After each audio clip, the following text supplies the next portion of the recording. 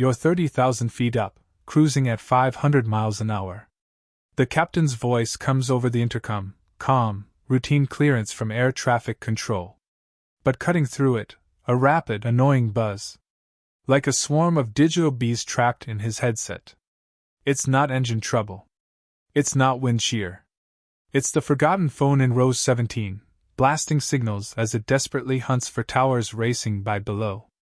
Multiply that by 50 devices on a full flight, and suddenly the cockpit fills with static that can drown out a single critical word. That's the real nightmare behind airplane mode. Not a crashing plane, but pilots fighting noise they can't ignore when every second counts. We've all rolled our eyes at the announcement. Turn on airplane mode. Feels like theater, right? In an age of in-flight Wi-Fi and satellite calls. But this rule didn't start with smartphones. Go back to the 1960s.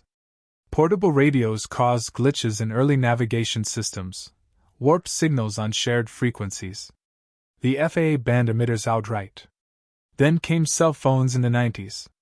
A pocket device powerful enough to ping towers hundreds of miles away, cranking transmission power to max at altitude.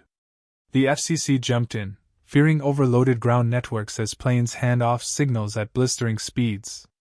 The rule stuck. Aviation doesn't gamble on probably fine. At its core, your phone is a transmitter. Off airplane mode, it constantly searches, emitting radio waves that can leak into aircraft audio systems.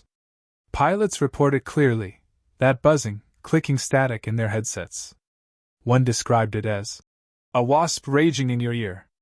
Harmless mid-cruise, maybe?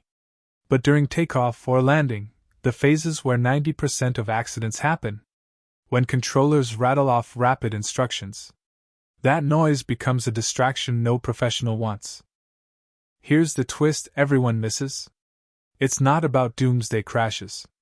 No incident has ever been blamed solely on a passenger's phone. Boeing tests couldn't force failures. FAA reviews found no hard evidence of navigation threats in modern jets, shielded wiring, digital systems, frequencies mostly separated now. What persists is the human factor. Audible interference masking a clearance. In a tense moment, even seconds of confusion matter. Most think it's outdated paranoia. Planes are flying computers, phones are nothing. Fair point. Europe's loosened up, on-board picocells for safe calls via satellite since the early 2020s. The US holds firm, regulators cautious, airlines conservative. Irony piles on. The plane's own radios hum away unchecked, while your device gets the silent treatment. Zoom out further. This is aviation's eternal tightrope. Absolute safety versus everyday convenience. One slim risk, unproven but possible, justifies blanket rules. Non-compliance sparks fines, arguments, diverted flights. Benefits? Networks below stay stable. Your battery lasts longer. But progress stalls. Why no universal in-flight call-in here?